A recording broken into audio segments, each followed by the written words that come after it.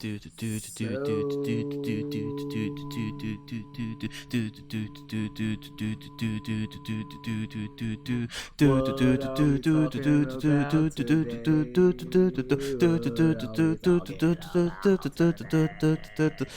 ahead jokes.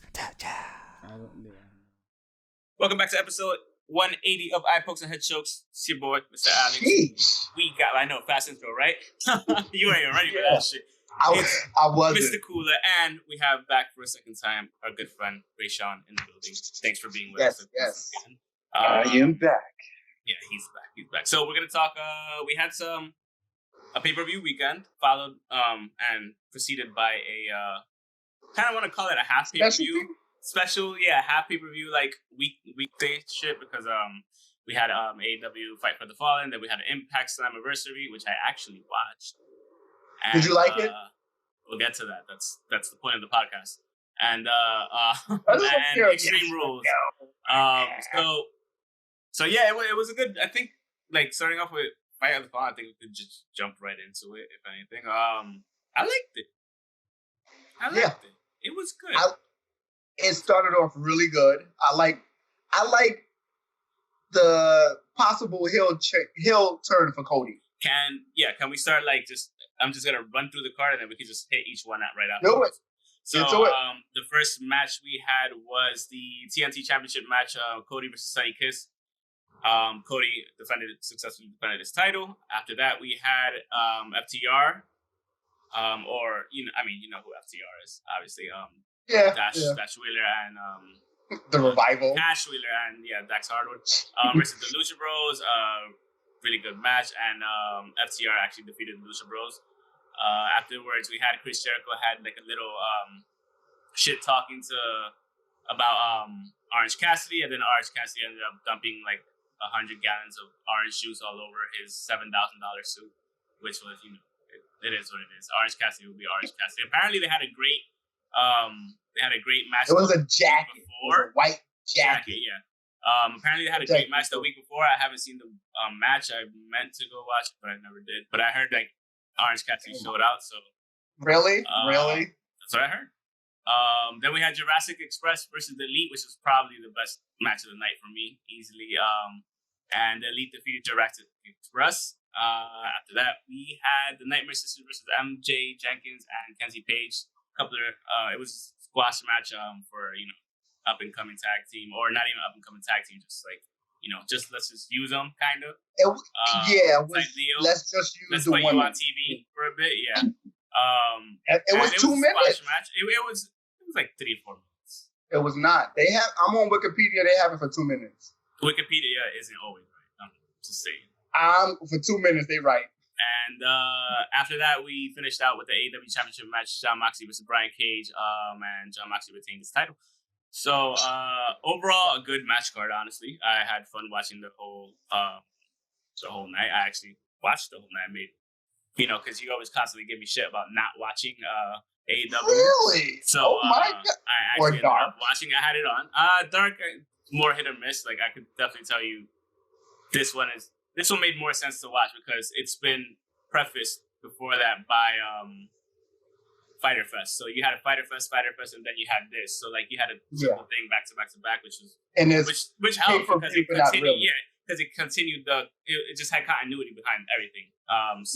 That was a good thing about it. And because I think it was supposed to be like in London or something, and because of the whole coronavirus, like they couldn't do it and whatnot. So that would have been amazing. It would have been awesome.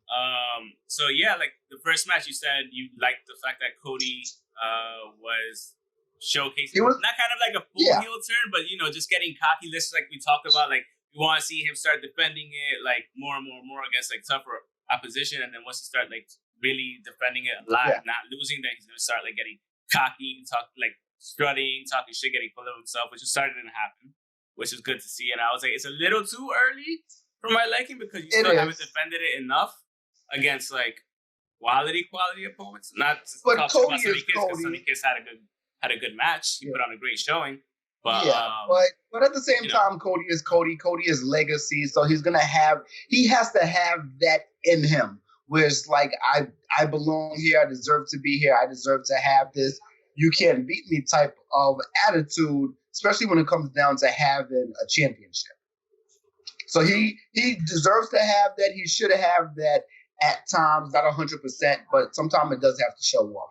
I did like it. I did like it. It wasn't too much of a heel turn, poke at a heel turn, but it was kind of like it's just like a little. You're dipping your toe in it again. Exactly. He's ripping off the turnbuckle pattern and all of that. So that was one main reason where it's like, okay, it's there, but I didn't like, the only thing I didn't like about the match pretty much wasn't the match. It was the end of the match. It was the hug at the end of the match. Yeah.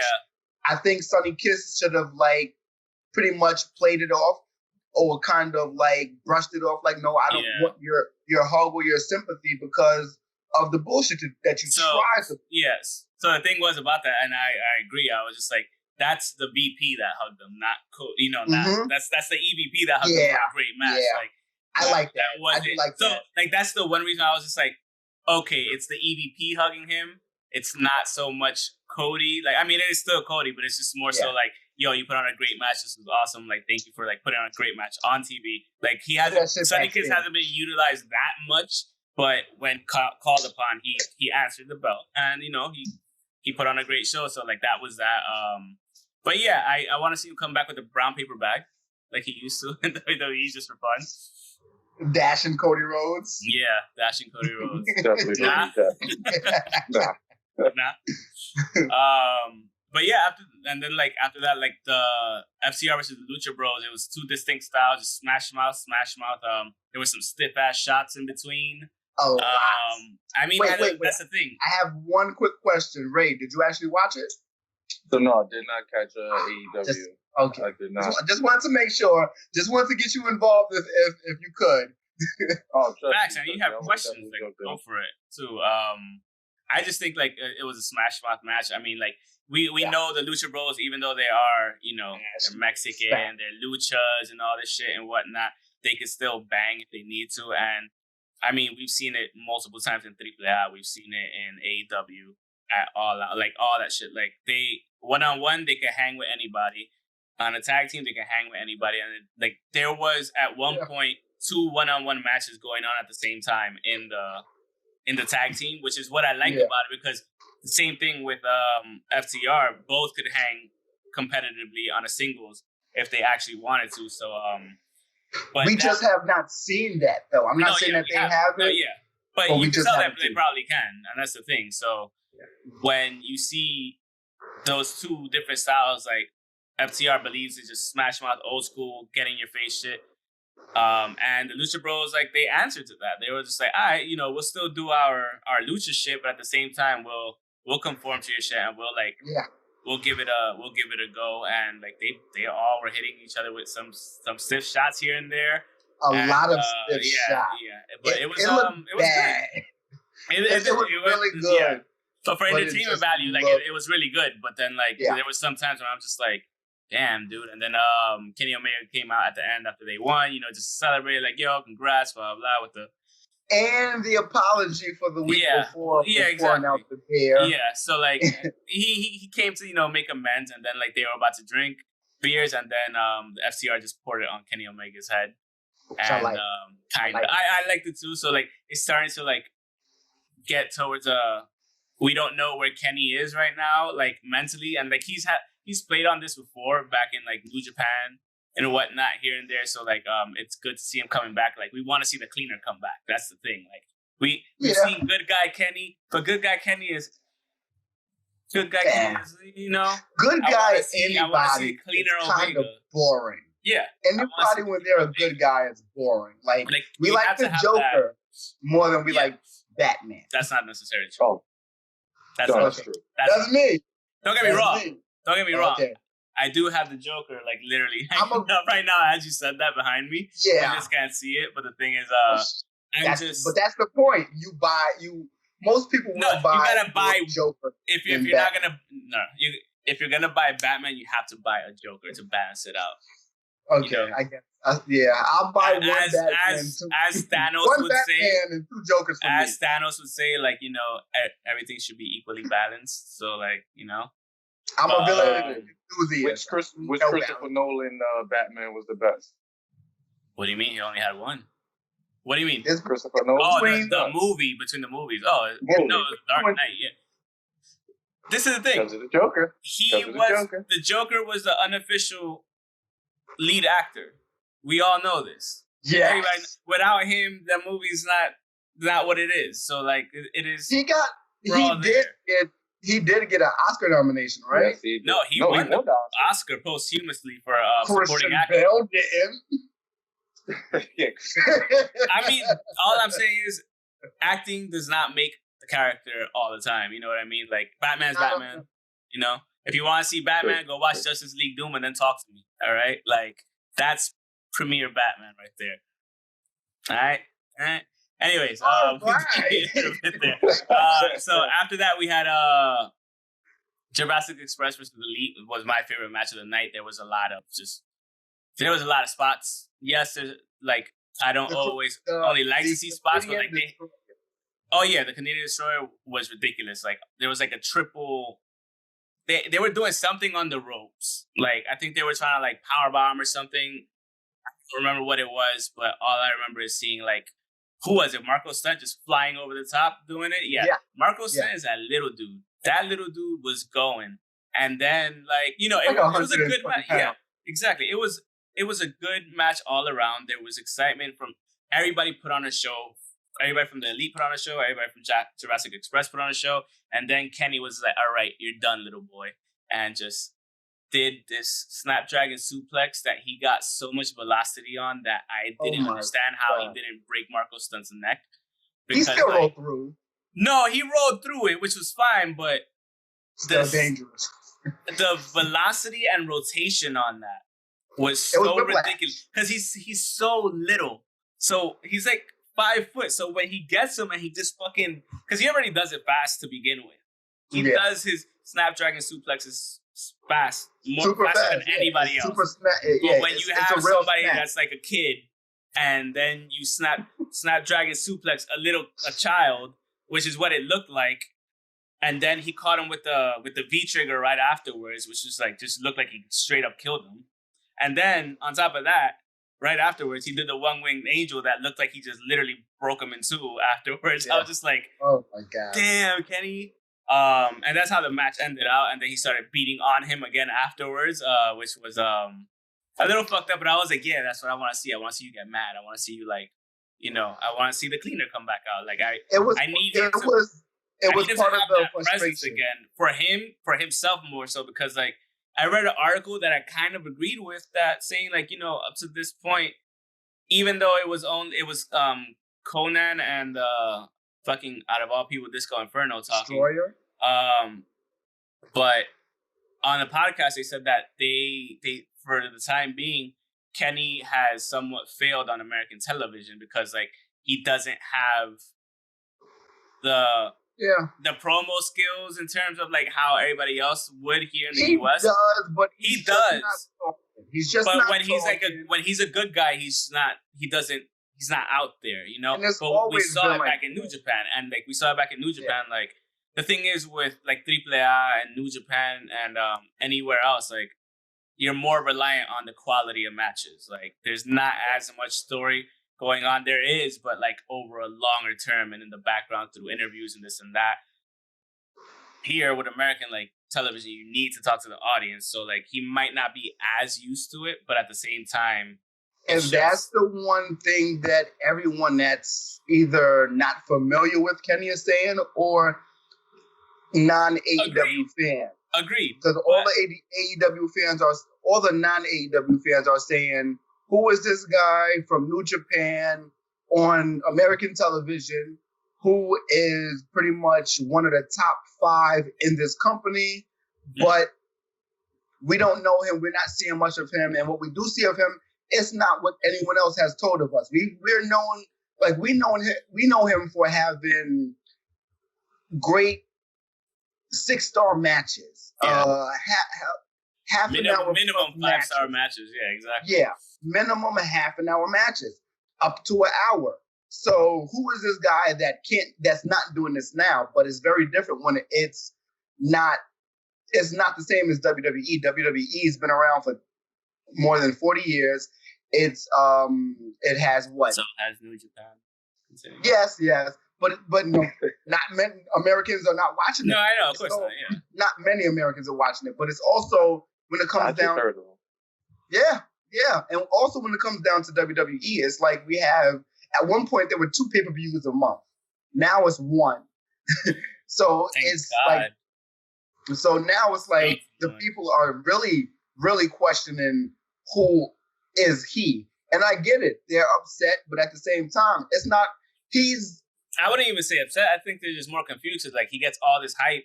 And yes, the quality of matches is there, but like he's not given the mic enough. And I shit you not, once like he's starting to crack, just like we said, he should probably go on a mean streak. He should probably turn heel, come out with the cleaner again, like or a variant of the cleaner. But it's very different. First and foremost, change your goddamn entrance music. Change the theme. Take it back from Rio. Get your fucking Terminator music shit. Get something similar at least. But like the thing is, like I need to see the Terminator / cleaner come back. Like that's what he was known for. They need to have those. They need to have a special pay-per-view. The last 3 weeks were pretty much pay-per-view with commercials. Shows with commercials. They need to have a actual pay-per-view event, even if it is free, where it's like on television but no commercials, which is not going to happen. But there's a way to do it. So it's just they need to see more flash and more pizzazz from him that we've known from 2018. 2017, 2018 were great years for him. He was 17, 18, yeah. Do he needs to be on the mic? Because, like I said, from what I'm seeing from not really. No, but not really. Not really? Not really. It's just what people. A lot of people don't know how to work the mic right now. That's true. From my perspective, and that's why he doesn't. That's why. But the thing is, like he does know how to work the mic. That's the thing. He knows how to work the mic. It's just that his present character, his present good guy, is the main issue. Like when he's talking shit, he's good at talking shit. Anybody's pretty much good at talking shit. Because like when you're talking shit, like you're talking shit. You're giving it more emphasis. You're giving it like you're not holding back. Oh, yeah, exactly. So that's what the good guy. The good guy has to hold back and not curse and not say certain things, because like it's certain things like when it comes down to WWE, I'm sure that it's a fine line between writing a good guy and a bad guy. And when it comes down to writing a good guy, you can write the same shit as the bad guy, but you have to say it a certain way, and it's super filtered. Right. Yeah. It's just super filtered when you're a good guy. In any form, whether it's television or a movie. When you're the bad guy, whatever. You can say it without saying a curse, but you can still say somebody's an asshole in 9 different ways as a bad guy. Yep. True. Absolutely. But yeah, I think it's gonna. I think the heel turn is gonna happen with him and Paige. Honestly, yeah, that's what's gonna happen. One thing I do think is that maybe not for him to. Maybe not that he doesn't need the mic. He needs the mic with the right person, whether it's to uplift the other person or to kind of belittle them, but at the same time, it's a good clash. Yeah. As long as it's a good clash, that's all that really matters, because he's good on the mic, so is Hangman, and I think that's going to be the next thing happening. But him and Moxley, that might be happening soon. That could happen too. Yeah, exactly. After that, the Nightmare Sisters. It was a squash match. Just showing off Nightmare Sisters. Brandy Rhodes and the Bunny. Allie. There you go. I don't know why I forgot Allie, but yeah, it was a super squash match. Like you said, it was probably between 2 and 4 minutes. It didn't take. It was less than 5. I was like, why is this? It was definitely less than 5 minutes. I'll give you that. Everyone was complaining about women being on the match card, but they did have a spot. They had a spot. They just didn't know. No one. They kind of shoehorned it in. Honestly, they just fucking shoehorned it in. Not shoehorned it in, and it's It served a purpose, and also afterwards, fucking Vicky Guerrero is Nyla Rose's manager, And whatever. That's one thing I could have done without. I did not want to hear "Excuse Me" for the rest of my life. I mean, I saw a commercial about her. I'm like, why? Where did her storyline come to play with any of that? So y'all in the same boat too? Yeah, I mean, no. There's a couple of things that happen. Is Chavo back or something? So it's like, why is she? Coming out or something? Chavo making money. Chavo is over there working with Glow. Mm-hmm. Like he's working with Glow on that Netflix money. Yeah, so that's not too bad. But at the same time, with Vicky, what happened was the first time she showed up on AEW television, right? WWE banned her. So I kind of a get back, but not really. They could have used anybody else. Nobody wins. I'm sorry. WWE is the only one that wins on this one. Yeah, I like Vicky, but not enough to say, yeah, you're a definite. Like, I wouldn't mind if she was here. She will pop up from time to time, but as a regular manager, I was going with someone that knows the ropes, someone that's been in the wrestling ring as a wrestler. I was going with either Victoria or you said Jazz too, or Jazz, who actually retweeted us after saying that for the last 2 weeks. Shout out to Jazz, by the way. Yeah, Jazz is the shit. But I was really hoping it was going to be Jazz because she's been in the AEW ring before, and we do need more melanated talent in AEW and veterans. Actually, too, I prefer. Yeah. It's not even the melanin. Like you can say that shit all you want, but like I prefer veterancy over just to show everybody the ropes. Honestly, like you need that figurehead within the women's division, within both divisions at least. But and you have that with Jericho on one side and Moxley and Kenny and the Young Bucks. So like the men's is stacked with like experience and people that could like work around shit. The women's not so much. So if you bring somebody in like Jazz, you have like ultimate numbers of experience right there immediately. So, and not even like, let's say even as a performer, like, she should be a performer still, but even as like a head trainer or something, that would be perfect, honestly. Yeah, but she can do, I'm pretty sure she can do both because a lot of people are actually doing more than one thing. Yeah. Like, what do you think Jim Ross is doing? What do you think Dean Malenko is doing? Like a lot of people are doing more than one thing, so it would have been actually smart to have her. And I mean, Taz is a perfect example of that too. He's commentating and he's a manager, so yeah. And she's not that far removed from wrestling. Like last year, she gave up the NWA title, women's title, and she was the women's champion for more than 800 days. I think 900 plus days straight. And so I don't know what happened. I want the veterancy in there. Yeah, I don't know what happened with that, but after that, she relinquished the title. She didn't even lose the title on NWA Power, but she just relinquished it and left. I'm guessing it might have been contract issues or something like that. Most likely. Alex, we talked about that. We were texting back and forth about that. The $1,000 a month week. Or something, or a week. I mean, a week is understandable. A week you can live off of $1,000. It was also $250 a week or something for contracts are crazy in the NWA. So right. That's a whole other discussion. I just want to keep moving on. Maybe. All I'm doing, I'm showing up dressed. I'm coming out and I'm walking back out. That's $50. Say my name and then I'm leaving. Get my money. Show my face and then I'm out of here. It's like it's a cameo. I'm not wrestling for $250. That's crazy. Okay. Yeah. And the final match was the championship match. Moxley defended. He was going after Brian Cage's surgically repaired bicep. He was trying to tear that shit off. A bunch of attacks targeted toward his arm, his bicep, Kimura locks, that's a lot of shit. And Cage was fucking him up to give a lot of credit. Like he was whooping his ass, but John Moxley being John Moxley, like he loves the pain, he thrives off of it, he can take it. Like, you could beat the shit out of him and he'll still get up. And I mean, he ended up getting him down, and what was it that he He did Fujiwara armbar, yeah, and like he had that shit locked in, and Taz threw in the towel. He didn't want his prize fighter getting hurt, so like which makes sense. Like once you gave him the title, because he wasn't gonna tap. Of course not. He said he wasn't gonna tap. He said he was fine.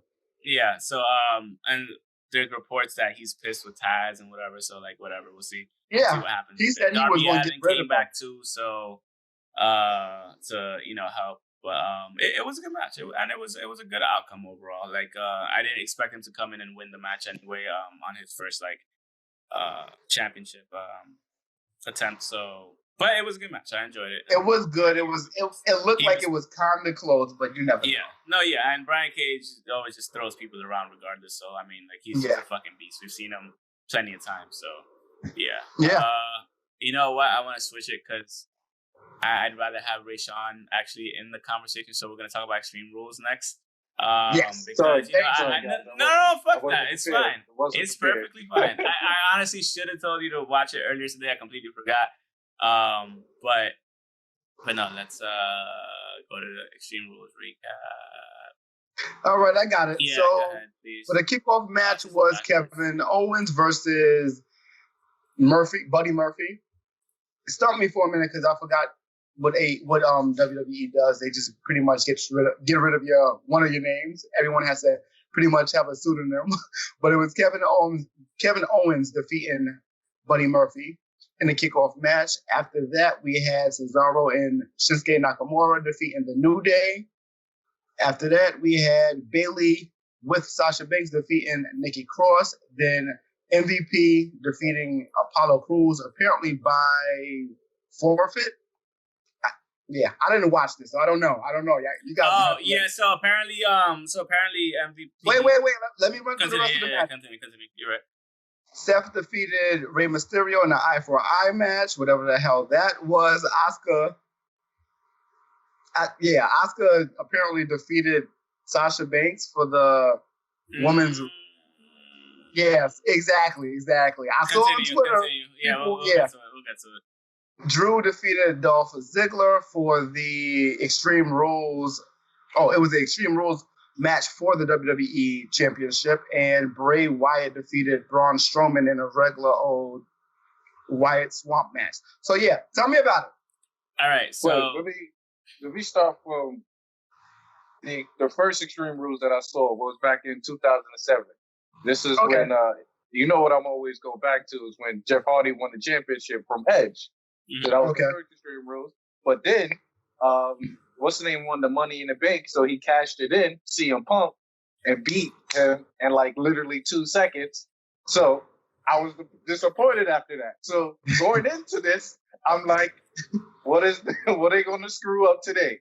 So go ahead, Alex. Everything. So that's the energy and vibe I had. No, yeah, fair enough. I didn't watch the pre-show. I was playing Ghost of Tsushima, so like I was like whatever.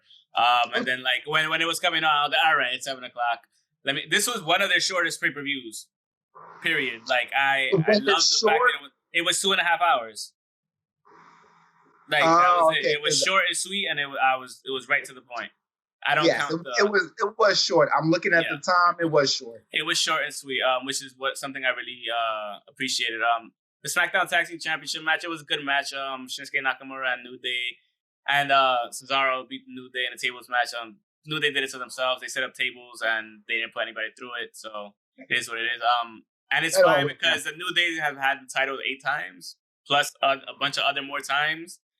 So they're. I love it. I like that they lost. I just don't like that Cesaro is still in a tag team. He should be in a singles thing. Like I'm just kind of over him being in a tag team. Like the bar was great. Don't get me wrong. I had fun watching the bar. They always put on great matches. Him and Tyson Kidd was great.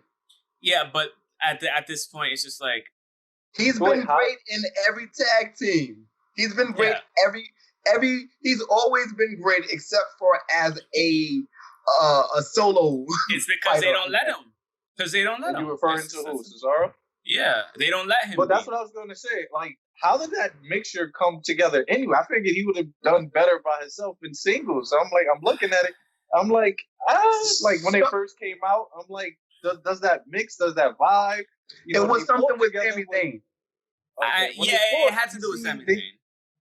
Okay, because when they fought, they had nice little camaraderie in there. Yeah, they had chemistry. You know, sure. At first glance, I'm just like, But even at New Day, they got to split that up. I don't know. Maybe that's just me, but I think they got to split that up. I wouldn't even say split it up specifically. I would just say like let each one venture on their own like singles thing. But they're still a group. They're still like help each other out, but not so much of the tag team. Sure. One Raw, one SmackDown. I'm gonna tell you right now. This is the problem right here. Money. They make crazy money. So that's why like you can still split them up. You could still split them up. That's the thing. But they'll probably still be part of the same core. Yeah. It's just I've always been of the opinion that Xavier Woods should get a bigger fucking thing because he's one of the most underrated athletes on that roster. All three of them. And I always said when Kofi won the championship, he should have gave them each a title shot. He should have still kept it, but he should have gave them a title shot. Like none of that. Like I'm champion, we're all champion. No. Like you go up to your boy, be like, look, I want a title shot. Nothing personal, just business. I know you're the champ. You worked hard for it, but I want a title shot. Like we're boys. Give me that title shot. Like, and that would have been great for all three of them because it would have set up a storyline. You don't have to have that breakup storyline because it's not necessarily needed. Again, they're one of the biggest cash cows. But that would have just been great to see. Like he's like, yo, these are my best friends. Let me give them a title shot. Like everything doesn't have to end. We all did this to get to this moment together for me to win and all this stuff. Like, let's just do this shit. All right, fuck it, let's do it. Or let's do a triple threat match. You know, like that could have been. Alex, you got talking juice today. I'm just saying that could have been WrestleMania, a triple threat match for the championship between them. Yeah, so like that was the easiest thing to do, and I just don't understand why they don't do these things. Everything doesn't have to end or be like DX when it's down to a fact. So yes. Yeah, not at all. It's just like I do have some other like towards the end after we get to Slammiversary. I do have a talking point about when it comes about some Leo Rush news rather, and some Leo Rush talking point. Okay. SmackDown Bayley. I like Bayley's. I like Bayley now. Like even more so than I did before. Heel Bayley rocks. Like she bangs. Like I fucks with her. She's pretty funny. She's in your face. She won the championship. She definitely does have the swag. And again, she would have the swag. Again, this comes back to. I mean, when you have Sasha Banks as your best friend, it's a good coaching thing. Like, so like you could teach her like, yo, you gotta be this way, you gotta be this way, and then like you start growing into your character, you start finding your own feet, and then this is what we got. And Bayley, like she's doing what she gotta do. She's excellent, and she's getting way better in the ring. She's actually like she's held on to the title for how long already? I'm not sure. But it's been some time. It's been quite some time. I think it's under a year, but I think it's still. I think before that. Before? Yeah, I don't know. I don't remember. I've not been watching WWE product in quite some time, and certain things I just don't remember, honestly. Yeah, that's fine. And her matches just get better and better and better, and like she's shit talking in between the matches, and then. Like the one thing I liked, she sounds like a better version of Sasha. Yeah, which is like shit talking. Yes. Yeah, she's a great shit talker, and like and she has that smug fucking shit baby face too that works. Like when she wants to, it's not always on, but like when she puts it on, it's just like you got that smug shit baby face. Like that, cool. So she's got a lot going for her right now, which is actually dope, and the fact that she's a double champ actually really helps that. Whole thing. Definitely does. The Bayley straps. Yeah, so like that definitely works. After that we had the Rey Mysterio. So you have no idea how many text messages and wait, you didn't go to the MVP match. There was no match. He just claimed the title because it really was. So what happened was apparently Apollo Crews got his ass whooped by what's his face? Lashley.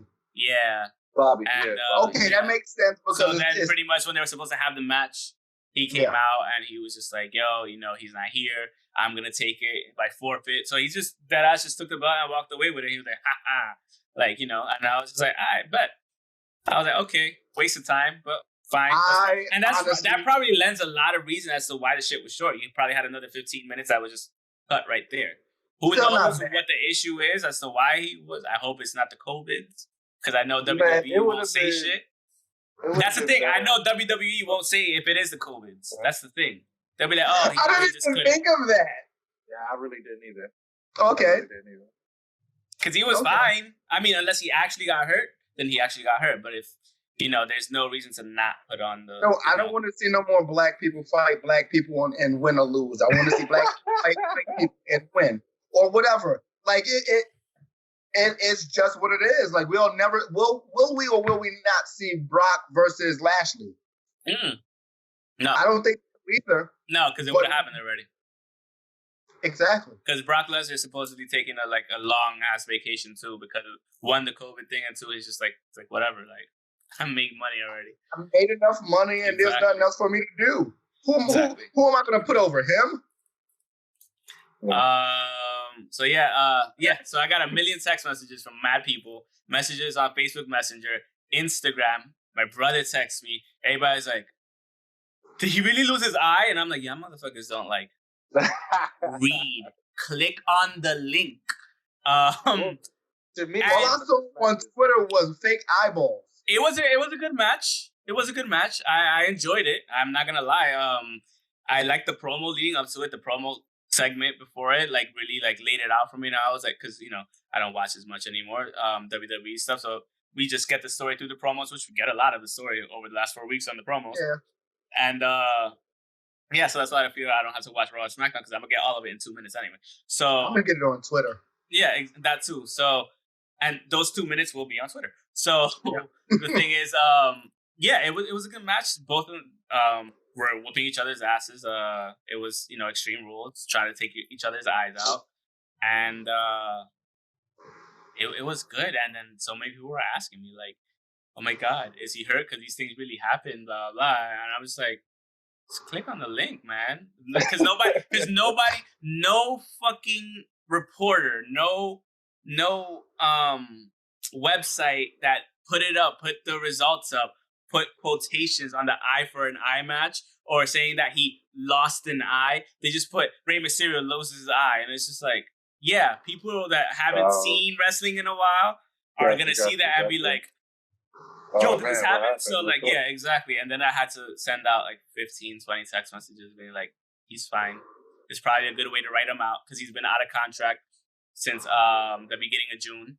So it's a good way to probably write him out. Like if you lose your eye, and they even gave the update later saying his the retina didn't detach, blah blah, and that, and it looked good. It looked good. I'm not gonna lie, because you can see it wasn't fully out, but you could see when he was it looked like it was bulging out, but it's a fake fucking thing. It was bad. It was a whole eyeball out of the socket.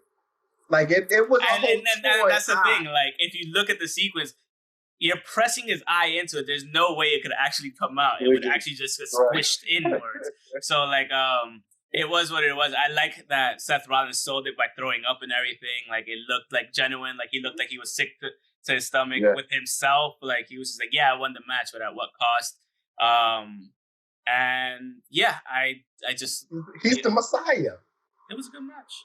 The pace was pretty good for me, because now watching wrestling, I'm looking at seeing how to pace, seeing how they move, seeing how to maneuver, and it was good. It was good to see Rey Mysterio. I haven't seen him kind of fight in a while, and he still got it. It's not like he had rust like any of these old wrestlers out there, but it was really good, really good though. He doesn't look like Undertaker. Yeah, sorry, that was a jab. Take. I'm gonna take it. I'm gonna take it. But after seeing the last ride in its complete series, I totally understand. Taker just he loves that business, and Vince got something over him that just keeps pulling him back. That's a different story. He's the dead man for a reason. He got a body on him. Exactly. But yeah, that was pretty much the best match the night for me, to say the truth. Okay. Yeah, honestly, I'll agree with you. Yeah, 100%. I enjoyed watching it. Yeah. I enjoyed the fake eye too. And the thing I liked about it afterwards too, after the match, they cut to Bayley, you know, and she's like, you know, like she had the best fucking promo right there. She was like, you know, what happened with Rey Mysterio? Like, I hope you get better, blah, blah, this and that, you know, because it's really tough. He was like, you know, but it's not, you don't have double vision because I still got my 2 belts. And I was just like, well done. Yeah. I was like, I think it works for her because she was so kind of corny before, and now it's like you can go anywhere from being that corny to now. The thing is, it worked in NXT, not so much on main roster. That's what it is. Yeah. It worked on NXT it was her and Finn Balor, the corny didn't work at all. The corny didn't work, but I'm saying like her heel turn now, it pretty much not negates it, but it shows where you can be. You can do it, yeah. It shows how you can evolve the character, yeah. Exactly. You can evolve the character from anywhere when you're that corny from then. Yeah. And everything that she did with Alexa Bliss with. What was that horrible promo? Don't bother. I don't even want to talk about it. There's no point in talking about it right now. Yeah. So the Raw Women's Championship, it was a weird one. Okay, let's talk about it. How? It ended in a no contest, it says. So, like, she did... It was a good match. It's Asuka. We know what Asuka could do. It's Sasha Banks. You know what Sasha Banks could do. They were both putting in their best. And then, like, at one point, Bayley started getting involved in the match, as she is wont to do, as either or is wont to do. And the thing is, like, it eventually led to, let's say, it was Asuka, Sasha Banks, and then the ref behind Sasha Banks, like, and when she went to do the green mist, she caught the ref in the face with the green mist. He was blind. And then Bayley went in the ring and like fucking pushed the ref down, took off his shirt, put the shirt on, and then Sasha Banks hit the Banks statement.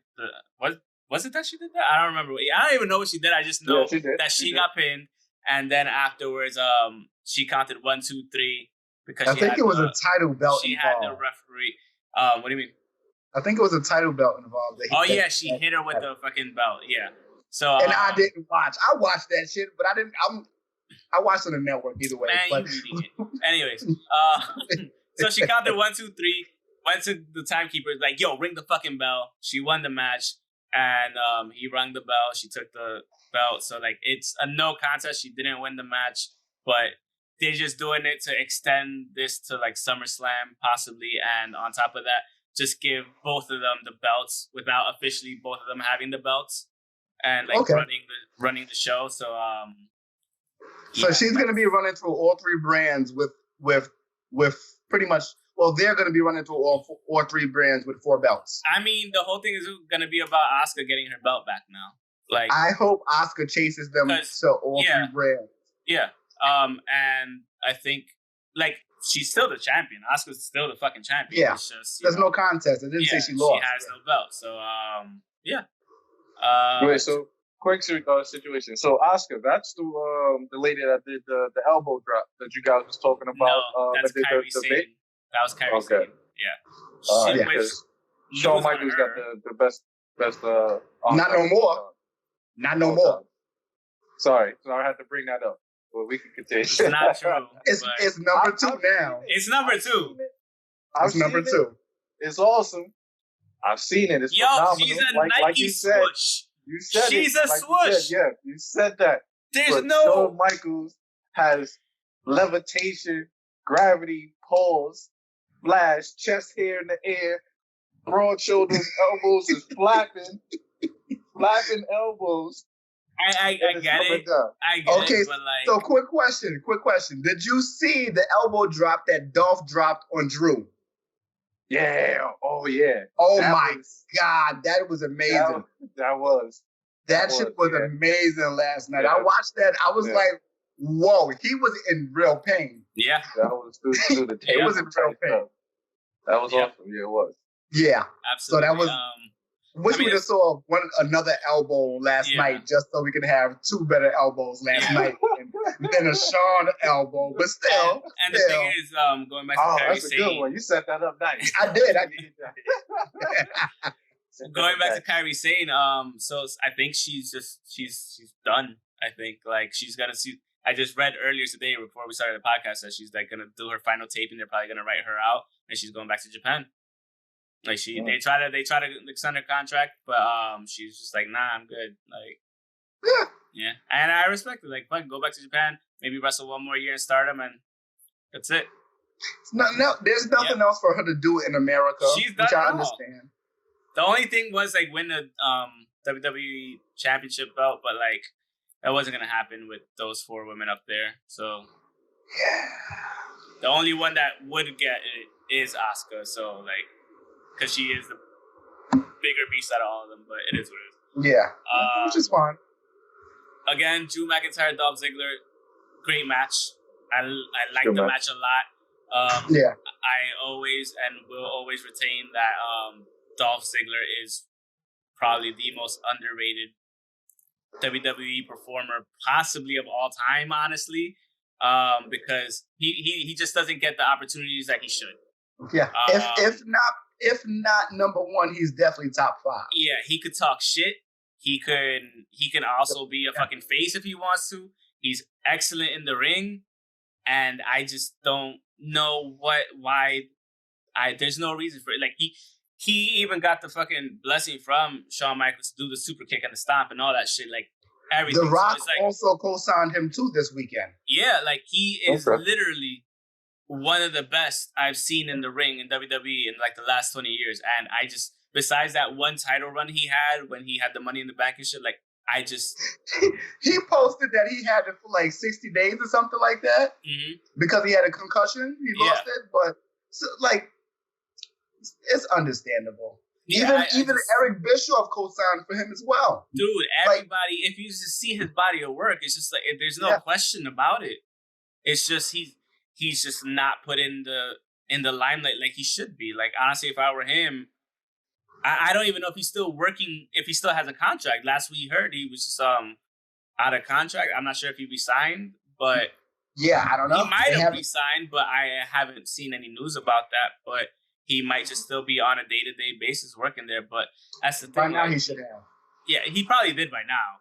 But I missed the news or whatever. But like, he's a beast, man. And I mean, he's a great heel, fun to watch. And of course, Drew McIntyre, Drew Galloway, like he's a fucking beast too. Like we know what we get out of him. He's just become better and better as he's gotten older and left to the Indies, came back, and it was a great match. It was a great match. All right, so I have to take a bathroom break.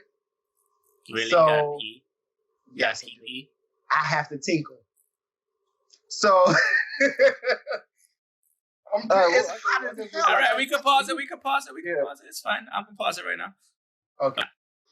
Okay, so he's back from his pee-pee break. He had to go potty. Yes. Had to go potty. Had to go tinkle. So, but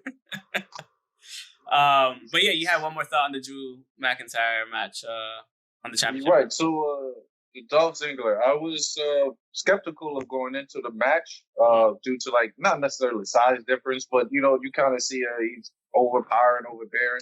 So I'm like, all right. Then he came up with the stipulations of the match. Then I was like, all right, that's smart. I can see what were the stipulations again? Everything was Extreme Rules for him, but for Drew McIntyre, he had to go by a regular singles match. Regular singles match. So he can't throw him to a table. He can't use any of that. So when I saw it, I'm like, all right, let's see. I love that guy for that. That was great. That was. And I think that's what made it the match. Like that's what made the match, honestly, because like you see him trying to do everything he can to win the belt, and like Drew McIntyre has to go by basic singles championship match formula, and he still ended up winning. Which it was a great match. I had fun, bro. That kick, yeah. So I'm sitting there watching it on my iPad. My daughter's sitting here like on my lap, and it says that kick. I said, "Oh, Threw the baby up in the air. My daughter. And I'm like, and just still looking at her daughter just sitting there just crying. I'm like, now that's a kick. That's what I'm talking about. Like, that's one of those moments. Go ahead. Only thing I did not like is the producer in me, right? I'm watching it. I watched the replay. They play the replay. It's a horrible angle. Terrible angle. The angle, you just see him slap the shit out of his legs. I'm like, come on. Kayfabe that shit, man. Yeah, but other than that, it was great. I even looking at it, it's like, did he really kick him? He kicked the shit. Like, Dolph is great for that. He's amazing. It looked like he really kicked his fucking head off. Like, Dolph is one of those Shawn Michael, Ric Flair type of floppers. Okay. He's gonna sell the shit out of it. Which is great. Out of it, yeah. But seeing the match, I actually wanted Dolph to win. I always want Dolph to win. I always want Dolph to win. Unless it's against me. Personally, he's one of my favorite. Like, Drew's my guy now. Like, when he fights, I'm gonna watch. Like, Drew's my guy. I like watching. So that's why I was like, I'm happy he got the title. But seeing that fight, I'm like, I wouldn't mind if he lost. Build something else. Yeah. To another extreme match. Give me do it like back in the day where we used to have championship match and have the championship belt go back and forth. Like, you know, like I don't. They don't necessarily have to hold it for long all the time, but at least as long as there's a program, it's 100 days. Yeah, as long as there's a program between the two where, like, you know, they trade it back and forth. Like, I'm fine with that. Go for it. Like, you have nothing to lose. He beat Brian for that title. Braun Strowman. How did he get the title? I don't remember how Braun Strowman defeated Goldberg. Bray. Goldberg? Yes. Yeah. At WrestleMania. Yeah. See, that's why I don't watch WrestleMania. That's why I don't watch WWE. You see how quickly I forgot that shit? Who did Drew win the title from? Brock. Oh, he won it from Brock. Yeah. So Strowman had the other championship then. The Universal. Oh, okay. So they the one that was red. Then. Yeah, SmackDown. It used to be red, now it's blue. Yeah. I want to see that. I want to see that fight. Yeah. Which one? I want to see him just drop the title. Braun Strowman and McIntyre. I mean, they should have done it with the Seth Rollins and Roman Reigns, Kofi a while ago. Like, when they first both won it, they should have done it just like the women's did, but they never did it. Fucking assholes. Missed opportunity as per usual. So it is what it is. See, the whole two separate brands in the thing, that's why I'm against it a lot, because it's certain matches that you can see that has huge potential that never comes into fruition. And it's just like, why? Cool. Yeah, exactly. Well, it's like you build a group of people over here, you build a group of people over here. And they're not building anybody. So when they originally did it, the roster was strong to do it. When they originally did it. That's why. They had a strong ass roster. And they had better writers. And they had better, like, decision making back then. And so the roster is just huge now. It's not strong, it's huge. Oh, it's just nowhere. Yeah, it's there's nowhere a big difference between quality and quantity. You had me tuning in to watch fucking Hurricane. Hurricane Hell. Watch Hurricane. Defend his belt. Wasn't top tier, but he was still the low tier putting in work. So that's really how strong the roster was. Well, that was 3 shows, because I can equate him to Drake Mavericks. Yeah, but he's just talking about, like, just the way it was built back then, like the way the stories. I get it. Even when they brought the Eugene character out, you remember Eugene? As corny as that was, it wasn't that bad. Jimmy Wang Yang was corny. He was corny. Eugene, I don't think he was corny. I just think it was bad taste. That's all. It was bad taste, yes, but it was. They could not get away with that shit today. If they did that shit today, WWE fucking shuts down. No, I think so. He was. No, you know what? If they did that today, he would win the championship belt just to put him over. Oh yeah, that's bad. He would beat Braun Strowman, and he would still be white. No, he would beat Kofi in 8 seconds as well. Yeah. Wait, Kofi lost in 8 seconds. He lost the title in 8 seconds. Yeah. To Brock. To Brock Lesnar. 8 seconds. All right. I mean, Brock though. No. Wait. So this is 8 seconds. Forgive me. So when Kofi won the chip, my boy told me about it. I was like, oh no, that's awesome. Yeah. Legit black guy having a chip. That's cool. But then when I look at him, I'm like, all right, he's not a overall stature dude, muscular. So he must have great ring ability. He does. He's good. Yeah, he's amazing. He's good. But then you talk about Brock. I can understand that. But not 8 seconds. So, you want to know why? You want to know why we say no? Because AJ Styles and fucking Daniel Bryan is significantly smaller than fucking Kofi. So I don't want to hear it. They both put on amazing matches. There's no reason why Kofi could have at least gone out swinging in a great way. Gotcha. That's all it is. That's what everybody took issue with. Kofi ran and jumped, and into an F5. Brock caught him, one F5, and it was over. 8 seconds. Yeah. Okay, so how significant was that F5? Was it like when he did Jeff Hardy and he did the helicopter? No, it wasn't even. It was not even double time. It was not significant at all. You know what was significant about everything? The only thing that was significant was that this was the first episode of SmackDown on Fox. That's the only thing that was significant about that. That's why, and they had to give it to Brock Lesnar for the money because that's the only reason why.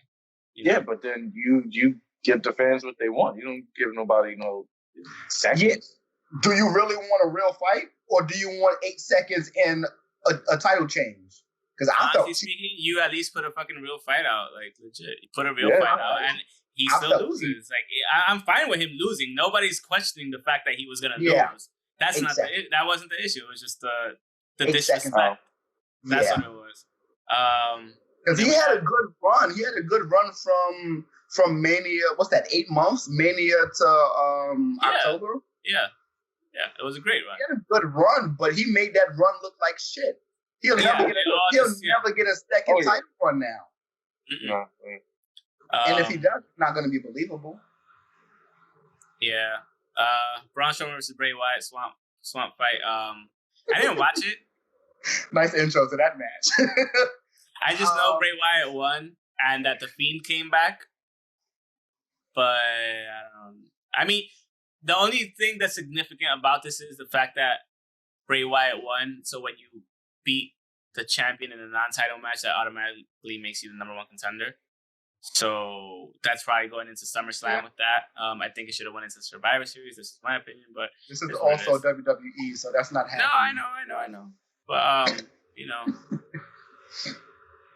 yeah, we're gonna push for my man Alex to be on a writing team. We don't need anybody at this. Anybody else? I could get 10-year-olds outside to write better shit. I'm just saying, everyone has an idea on Twitter, and it's significantly better than what they give us. Yeah, I was definitely disappointed because he's one of the guys that I definitely like seeing fight. Actually, both of them, to tell you the truth. Because Riot, he got the story play. He's gonna ride that out. He's gonna make you want to get into this match. I'm like, okay, cool. I'm looking at it. I'm like, everything too. Like just like, whoa, totally. Am I a person? I'm like, I got this Resident Evil 7 feel when I was kind of getting with that story play. I'm like, all right, it's dope. It's good. Go back to the hometown or whatever. But then, did I do that? Like, it gets all magical and mystical, and I could get some of that. But then, y'all barely fought. What was these dudes that was coming out of random things again? Like, they doing that again? Like the ninjas coming out of places? It's like, was it similar to the Boneyard match, but instead of Gallows and Anderson, it was just random people? Yeah. From my point of view, you had some random guys come up that he was knocking out. This is what happens when you have a storyline with Bray Wyatt and you fire everybody except for those two that was in the Wyatt family. Oh, so the other brother's not there no more? With the both of long them are beard, the gone. bald head? They're both gone. Yeah, Eric Rowan is gone too. So this is what I thought. I thought this was a lead way to bringing that group back. Like they was going to transform them, make them come back, and they run with the group. So that's what I thought. It could have been. One thing I do like about a couple of weeks ago was Drew McIntyre actually brought back Heath Slater for basically a one-off match with him on one Raw, and they could have did that with Eric Rowan for this. Yeah, but that was Drew's idea. That wasn't nobody else's idea for Eric. So, and maybe Eric probably would have said no. I would have said no too, and until you probably talked me into it, but I would have probably still said no. You get jaded by WWE very fast. Yeah. We talked about how they asked to use Zack Ryder's home pool. They didn't even ask him. They asked his wife. Oh yeah, I heard about that. You get jaded by them very fast and very easily. They do fuckboy shit. Yes, they do. A lot of it. Yeah. I mean, you the biggest brand. You pretty much you own mainstream wrestling. So it's like you can still put out good product, but I guess the fact that they know that and they got the money to challenge anyone, that's pretty much what they do. Even if they put out an okay product, they still don't really slip in ratings. They have three shows. They have 3 shows on televised television, so it's not really slipping. Like even the fact that they're going back and forth with AEW on NXT is not that bad of a slip. It's just one night. They have Monday and Friday. Oh yeah, but I heard AEW always taking that top for Wednesday though. AEW's won for the year. The last 3 weeks, not including the week that just passed, they've won. NXT. NXT had a 3-week win, and this past Wednesday they actually lost that. So, but they've lost for the year. Out of 52 weeks, even if they get the remaining weeks from here to October, they've still lost. It doesn't matter as far as like they're still going to get the money. It's WWE is still Titan Industries. It's still the biggest brand when it comes down to wrestling. It's mainstream. It's the major leagues. Yeah, but the major leagues still acknowledge the minor leagues. That's the one thing that's not good about WWE. They try not to acknowledge the minor leagues. Yeah, I see that. So we could get into Slammiversary. Yeah, I'm just gonna run through the matches real quick. So wait, what's Slammiversary? Impact Wrestling. That's their. Yeah. It's so okay. Explain something to me. Is Slammiversary? That's what TNA. Like a spin-off of TNA? Okay. I mean, it's what TNA turned into. Yeah, that's what TNA turned into. Is still alive? Yeah. Yes, it's a rebrand. It's like WWF to WWE. Yeah. Okay. Yeah. They're doing pretty well. They're doing a lot better than they were 2 years ago. I'll just say that much. Yes, they definitely are a lot better. I just don't like the visual look of the product. Terrible. Yeah, it's terrible. That's the one. That was my biggest drawback while I was watching the thing. I was like, it was hard for me to watch because of it. I like it. I like this, please. Yeah. Great matches, really good matches. I just don't like. It just doesn't look right visually to me for whatever reason. Back to me being a producer, it's like I don't like what it looks like visually. Like, I mean, that's kind of everything right now. Yeah, I mean the whole COVID. Yeah, but my thing is, why don't they like introduce new camera settings? You know, new placements. Since there's nobody in the crowd, you can add additional camera shots that are enhanced cameras and shit. Right, yeah, and they should. But you know, people don't take advantage. WWE doesn't even take advantage of that type of shit. So, like, I mean they stole NXT's hard camera angle. So, I mean, that's their own thing. NXT. Or they didn't know. No, AEW utilized it, and NXT started doing it again. I mean, they never used that, did they? I don't fucking know. So, Impact started off with the Rascals versus the Motor City Machine Guns. They came back to Impact. which I like. It was a pretty decent match, actually. It was just straight nonstop action. No pun intended. I was gonna say totally nonstop action, but You should have. I should have, but I just didn't want to go too far into the pun. But no, it was just like fucking all over the place, which was great, fun to watch, and probably one of the better matches of the night. To be quite honest with you, like the first match was probably one of the better matches of the night. It's the Motor City Machine Guns, and actually, Alex Shelley, he has teamed with two people. He reunited with two people that he had tag teams with. Chris Sabin on this night, and earlier in the year, it was actually Kushida, the Time Splitters from New Japan. Right. I like what's happening. It's kind of weird. This is a very fucking weird year, especially with certain releases that's happening, but we getting some good shit out of it. Yeah. After that, we had a TNA World Championship match. He called himself the World Champion of TNA. He's really not. It's just he has a belt and everything. It's just he has the last belt. So it's literally the TNA belt. It says TNA on it and everything. So like it's not the Impact Championship. It's the TNA Heavyweight Championship. Against Tommy, it was Moose against Tommy Dreamer. I think Tommy Dreamer should retire, but it didn't stop him from putting on a pretty decent match. To be honest with you, it wasn't the best. It was a bit slow and cumbersome, and I think it went on for longer than it should have. But you got to give Tommy Dreamer a shot. He's a 30-year vet. I understand it. Got to give him his spots. And he took a spear right into thumbtacks and ended up losing. It was decent. Oh wow, they brought back thumbtacks. It was an Extreme Rules match, I could say probably. No, yeah, it's just like I just think he needs to manage. It's as good as it's gonna be at this stage of his career. I just think he shouldn't be wrestling anymore. Like, manage. No one to call it quits. Yeah, that's what I'm saying. No one to call it quits. But then again, you can't tell somebody that they're done. They have to realize it for themselves. We've been telling this to the Undertaker for the last 3 years. I know. Yeah. And it hasn't happened, but still.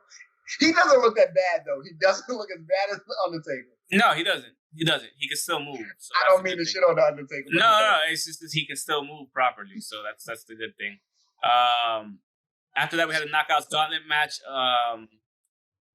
It was weird. Like 17 women. It's not 17 women, but it was just a lot of women. It was a weird match because they're called Knockouts Impact. You heard it was going to be 20. Wait, it was 7. They got 17 people on the roster? 1, 2, 3, 4, 5, 6, 7, 8, 9, 10, 11 people were in the match. It was a gauntlet match for the number one contendership to the Knockouts Championship, to the women's title. That's a solid roster right there. Yeah, it was good. It was a solid roster. It was good. It could have been way better than it was because they started speeding up the entry because it was supposed to be like 2 to 3 minutes between it, and then like when somebody entered, the countdown was already going for the next one within a minute. And it was just like it didn't give enough time to story build between the women because there was a lot of friendships and rivalries in there. It was confusing as hell. It did not feel like a gauntlet. It felt like a battle royale. No, and that's what it was. It was a battle royale. It wasn't a gauntlet match. You beat one, the next one comes in. You beat one, the next one comes in. If you lose, you're out. The next one comes in. Right. They should have just called it a fucking battle royale because that's what it was. And that's where I think a lot of the confusion came from. But yeah, there was just a lot of. Good, though. There was just a lot of shit going on all over the place. It should have been, like I said, it would have been better if they did it in a different way. Kylie Ray won the Knockouts Gauntlet, and she gets the number one contendership.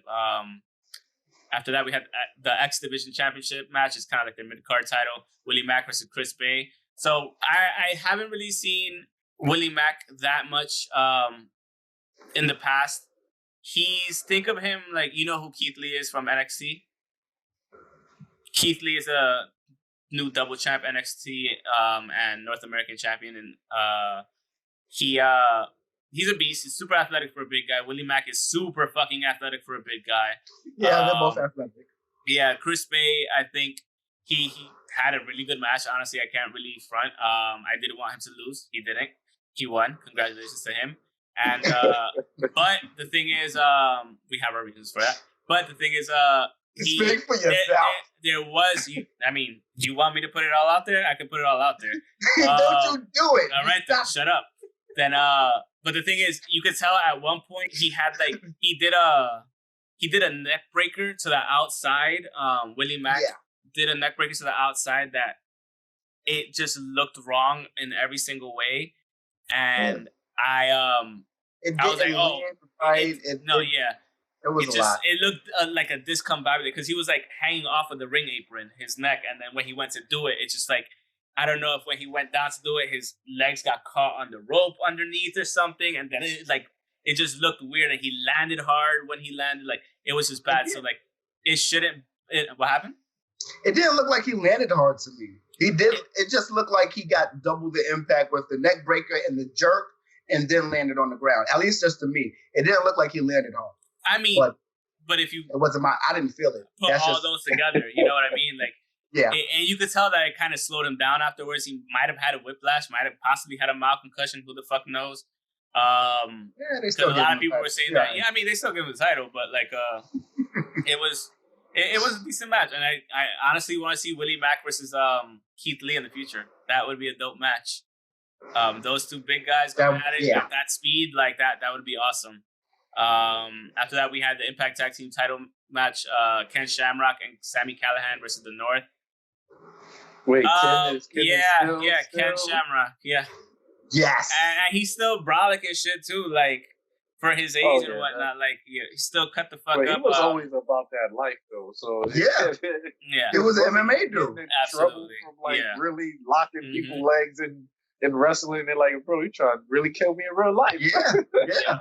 He looked better. Like he's maintained the good looks because as far as his figure goes, because he's been in and out of MMA and wrestling. So he really does. Training. Yeah. And if he were to go to WWE and have that match, have a match with Undertaker, I think that would be a better outcome than what we saw with him and Goldberg. I agree. You're probably right. I don't want to see Undertaker match again, but if he would have got that instead, I think that would have been better. So like this tag team between Sami Callihan and Shamrock is like a dysfunctional one that came together, like kind of out of pure necessity to just like try to teach the North a lesson and take their tag team titles away. It was very Batman and Joker, just to call upon like our previous thing, Shamrock being Batman, Sami Callihan being the wild card as a Joker type thing. And the funny thing is, like, the commentary even described it as that type of partnership, just like a very uneasy alliance. And it was a pretty decent match, not for anything. Yeah. I think the North did a lot to carry the match along with Sami Callihan for Shamrock. And not that Shamrock didn't put in his own, but, you know, like, in his older age, he's like 50 or something now, right? 56. Yeah, my point. And how do you look that much better than the Undertaker? Anyways, 2 hips. Yeah, exactly. That's true. So no. The thing is, it's just I think they all did their part. They all had a good thing. Eventually, like they started doing that miscommunicating shit. They didn't trust each other. Like Callihan fell into Ken Shamrock while he had the ankle lock and shit. He was pushed onto him, and then they started arguing and whatnot. You know, the usual shit that happens. And that's just what happens with good tag team. The North is actually a really good tag team. I don't know both of them together. I do know Ethan Page, but he's good, and I assume that they're both good because they've held the title for quite some time. I think this is like their second or maybe third or fourth actually title defenses. Yep. So it's been some time. Yeah, they've been around. It was a good match, man. I had fun. After that, we had the Knockouts Championship match. Jordan Grace versus Deonna Purrazzo. Good match. It was. Honestly, this was probably the best match of the night because it had a lot of shit behind it. Women were talking shit to each other. Deonna Purrazzo came in, like, you know, in the promo, it showed that she came in and, you know, made it seem like she was there friendly and then went straight for her arm bar and all that shit. Like it was built properly. It was done really well. Jordynne Grace is a beast of a woman, and like she's like fucking stronger than most women out there. Yeah, and she put it this way, she almost fucking pressed did a full body press on Brian Cage, and Brian Cage is like 2.5 times bigger than her. Yeah, a squat. That shit was crazy. She's not built like China or nothing, right? No. She's short, she's stocky, and she's just like really fucking fit. So and she's great in the ring, honestly, too. A very good powerhouse female. And Deonna Purrazzo was all around technical wrestler, and she just went straight for her arm, started trying to get her arm. Like, if it's a power wrestler, you got to go for a weak point. You got to take out an arm. You got to take out a leg. You got to destabilize them. Deonna Purrazzo did that. And she did a damn good job at that, she did an amazing job at that.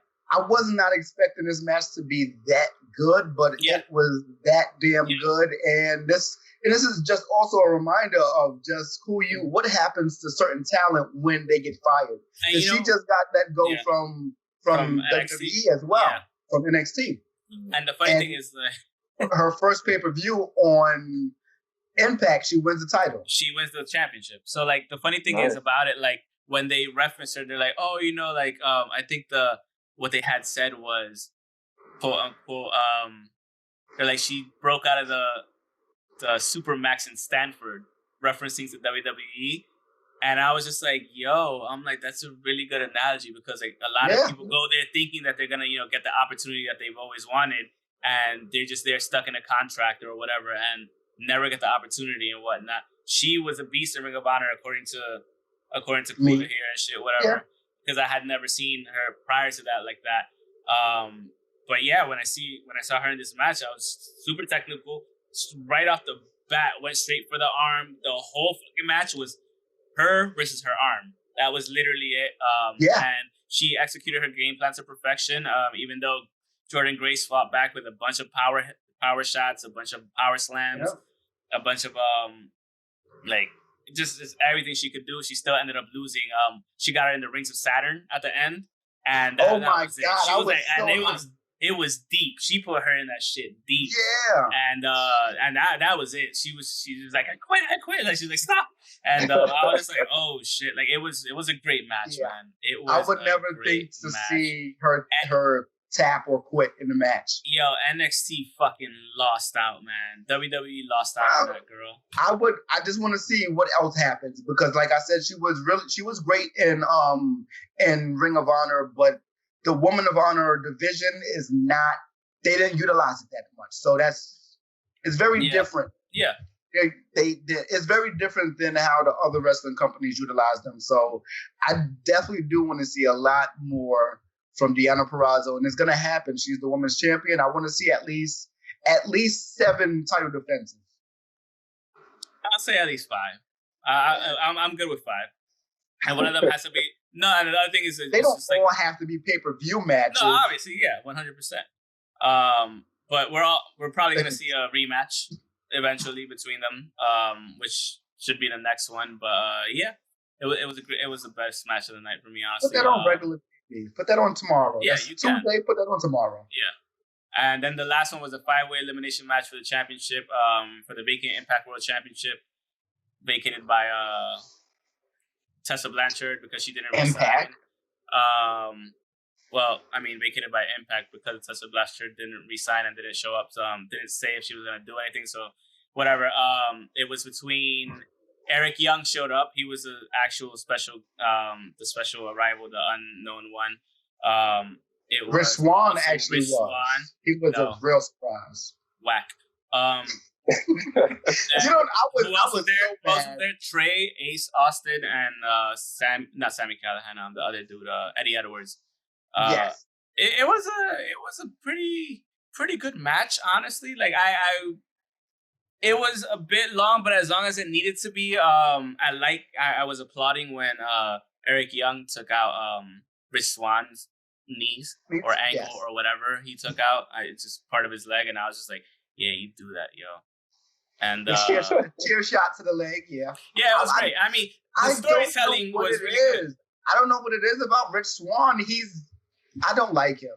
I think he's like, and no disrespect to him, I just think he's a low budget Kofi. Like a Kofi that's still in the beta phase and not like full version. You know what? He's like he personifies. I'm just happy to be here. Yeah, but we have that in Bailey, and we have that in so many other characters that I'm just it's way worse with him. He's sitting there doing a Thriller dance when he gets in the ring. Yeah, it's not. And I'm not saying he can't do it when he gets in the ring, because he has had great matches. He's former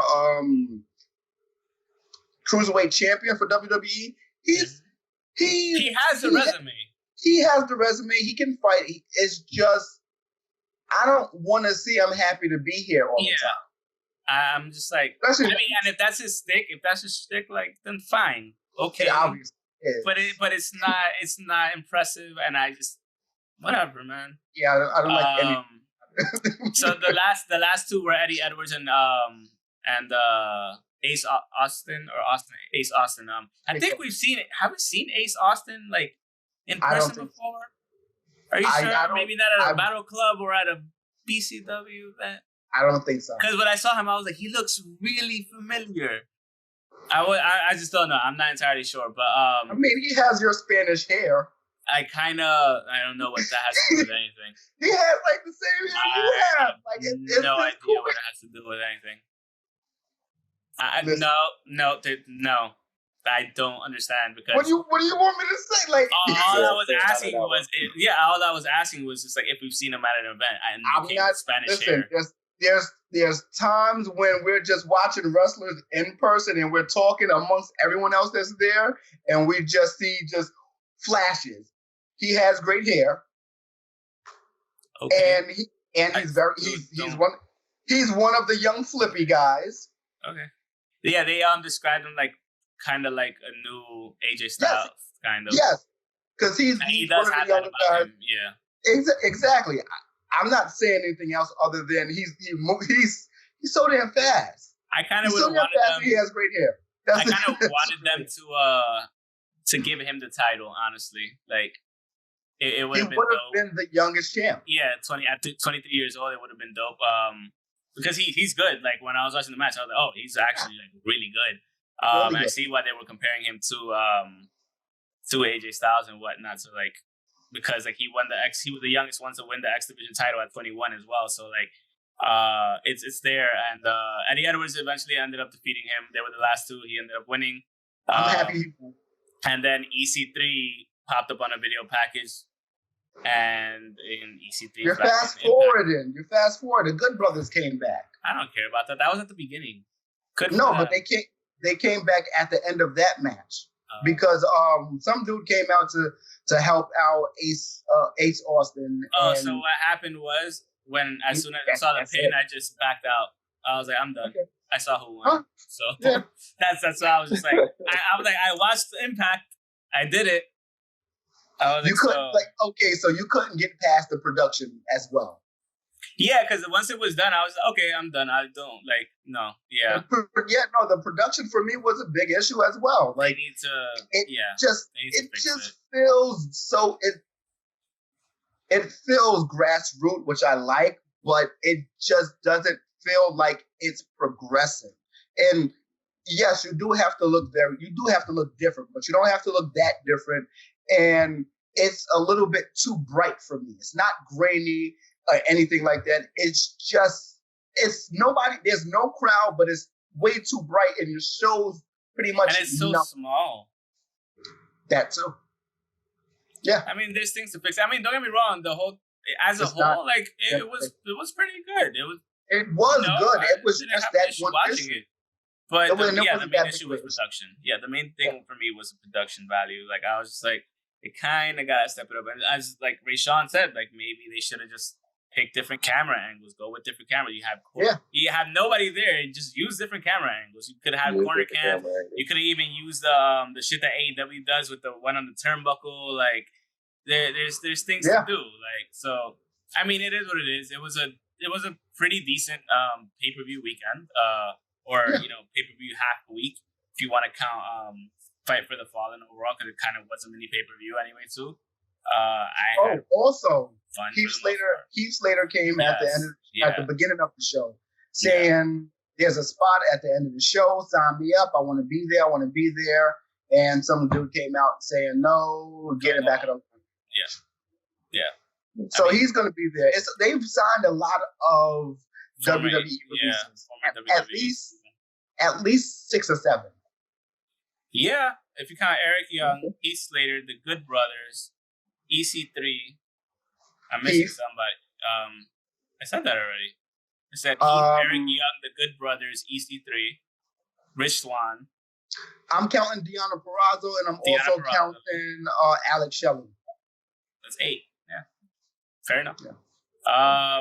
But yeah, I mean, is Su Young not part of Impact? Impact. I'll share the network with you later. Yeah. I'll share the network with you later. Yeah, we call it the network. So yeah.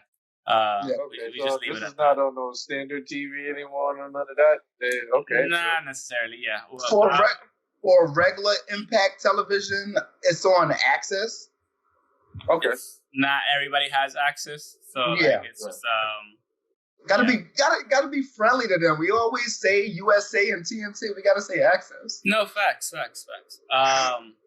But yeah, I mean, Access TV even does the New Japan sometimes. Like they'll put the New Japan specials if they have a pay-per-view. They'll put them up on Access TV. Like Wrestle Kingdom, they'll definitely put it out there. Sometimes they put Dominion or whatnot. Like the big three ones. The G1 USA when they can do the USA specials, they do have them up there as well. So but Alex, you had a question of who you asked if somebody was still in the Impact. Su Young.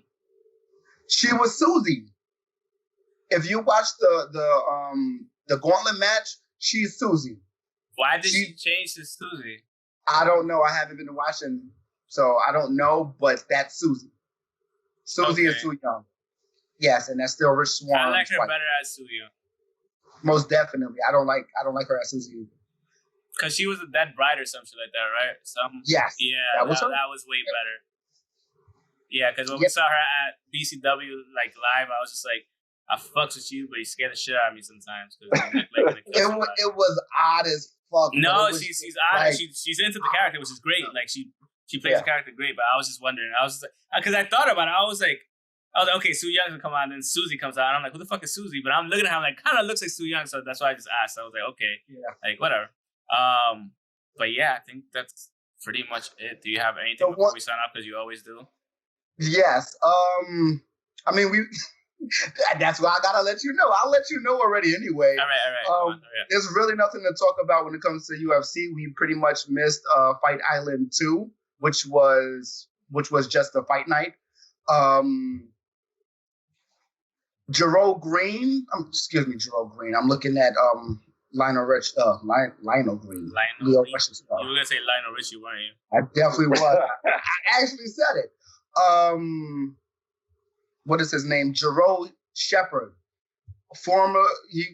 Oh man, I don't even know how to really get this information. Jerome Shepard, former MMA fighter that was actually signed to UFC. He was stabbed to death at a birthday party of his own. Oh, I did read that. Yeah, that was fucked up. Yeah, I did want to say that. Also, Jeff Neal, who is definitely our condolences. Jeff Neal, who is signed to UFC, who is a top 10 welterweight. He is apparently working at a Texas steakhouse and has been going on since around the beginning of the COVID situation. So I definitely want to mention that because we never got a chance to mention that. And I've been holding on to that for 2 or 3 weeks now. Not long hold on to it, but so, I mean, hey, shout out frontline worker. Fuck it. Yeah, I give him that. At least he's still working somewhere. UFC has to do something because Joe Rogan's already talking about a better way to pay the people because the 50,000 plus purses if you win versus if you lose is not really the way to go. There should be a base pay if you're in a match period. You know what I mean? So definitely. Especially if there's hospital bills, there definitely should be. Yeah, absolutely. You should be getting minimum $50K for the fight every time. Definitely. And if you're having 3 fights a year, you should be making minimum $50K each fight, just to cover everything. So yeah. We know how shitty Dana White is. Like, let's just not pretend. Like, come on. He didn't want to pay Henry Cejudo. Like, come on. Come on. His best friend is best friends with Trump. All right then. There you go. That's his best friend is Vince. You learn from Vince. Yeah. What do you expect? Yeah. Last thing is one of the last things. Lio Rush has been going on a rant on Twitter, basically about the treatment of African American athletes in WWE, and this was pretty much after everyone went on Twitter and social media to say that Naomi deserves better. Hashtag Naomi deserves better. Basically, how she's pretty much the build-up star. She's pretty much enhancement talent when it comes down to certain people. Like, I don't know what happened with her and Lacey Evans, but they're pretty much building up Lacey Evans a lot more than they're building up Naomi right now. But he went on Twitter to basically rant about how poorly WWE treats the African American talent, which we know about. We've known about this for years, and this also goes back to Kofi and his. That's why they made him. Yeah, that's why they made him a champion, and that's why they took it away from him in 8 seconds. Like, it's nothing new. If he wants to rant, go ahead and rant. Like, you have your. Go ahead, because I mean, bring it up to light again, like, because it shouldn't be forgotten. Like we've spoken on it, the inequality goes all the way from wrestling to every aspect of sports, for the most part. So, I mean, unfortunately, it happens. Hopefully, it changes. But with Vince, I don't see that shit changing. Yeah, I'm pretty much behind him with that, and he also called out Finn Balor. He also called out Finn Balor, basically saying about how he had heat. He says, quotes, "Let's nip this in the bud. I never had any beef with Finn Balor. I texted you and told you I didn't know where the story ever came from. And you and I had words exactly. I don't know. I don't want to say anything about it in public because it would draw more attention to the situation," is what Finn said. And then he said, then I told Finn I'd appreciate if you diffuse the situation because I thought we were cool from the time that your now wife watched my son at live events. I knew you had the power and influence to do that. You never text me back and you never diffused the story. Why? Leo has always had some kind of heat around him. And I understand it. There's certain things that you will not make me do as a grown man, whether it's carrying somebody else's bags when I have a child of my own, whether it's, there's certain things you have to do. There's certain ways to speak to certain people. I'm going to speak to you as a man, nothing more, nothing less. But if there's heat and there's perceived heat in the back and in I guess the wrestling community, if you're a real friend of mine, you will diffuse it. You will set it straight. You will say something, even if it is, I will always have love for Leo on Twitter, because the way how Finn Balor tweets is very broad. He tweeted on Saturday, "Good brothers." We know what that means. It's the club. It's the club. It's the Good Brothers, Luke Gallows and Anderson. So it's all you have to do is you don't have to do too much when it comes down to tweeting. All you have to do is say, you could put Lio Rush heart. You could do it. It's the minimum. You already tweet minimally, so it's not that much that he's really asking for when it comes down to how you do it. When it comes down to the fans, I guess, and I know it's very different when it comes back to WWE because it's political backstage. It's 100% political. So I get it, but at the same time, it's like it's crabs in a barrel. You're sleeping with wolves backstage. I completely get it, but it's still like it comes down to it being bigger than WWE. That being said, shit. That's the end for you, not for anyone. Okay, so send it to me then. I'll send it to you. You could post all that shit. That's perfectly fine. That's the end of the podcast. Thanks so much for watching. Oh, thanks but wait, no, there isn't. Thanks so much for being here, Rayshawn. Appreciate it again. It was a little longer than usual because he always adds a fucking Leo Rush segment for some reason. But yeah, it is what it is. You can follow us on Twitter at Pokes and Chokes. Myself at Mr. Alex25 _ I don't even fucking remember _ Mr. Alex25 _ the guy on the other side at MU _ KEWLA. You can also follow Rayshawn at don't give your email this time. Nah, I had to cut that out. It's Ray Ryan, definitely. And you also have your YouTube channel, if you don't mind sharing your YouTube channel. Yes. That is Accepted Asylum. Definitely please tune into that. Give up my video game commentary. I'll be going in on some Last of Us 2. But definitely subscribe to Pokes and Head Chokes. Phenomenal podcast. Thank you. Definitely tune in. You can also follow us on Instagram at Pokes Chokes Podcast, Facebook.com/Pokes and Chokes. Listen to us on Spotify, iTunes, Transistor FM, Stitcher, and Google Podcasts. And, everywhere.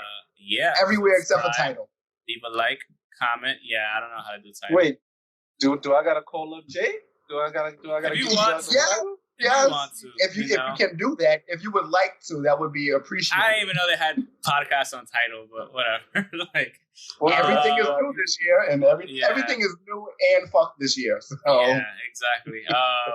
But yeah, thanks again for being on, Rayshawn. Thanks everybody who's made it to this point watching. I know it's been a longer one than usual, but there was a lot of things to talk about. So thanks again, and we'll catch you guys next week.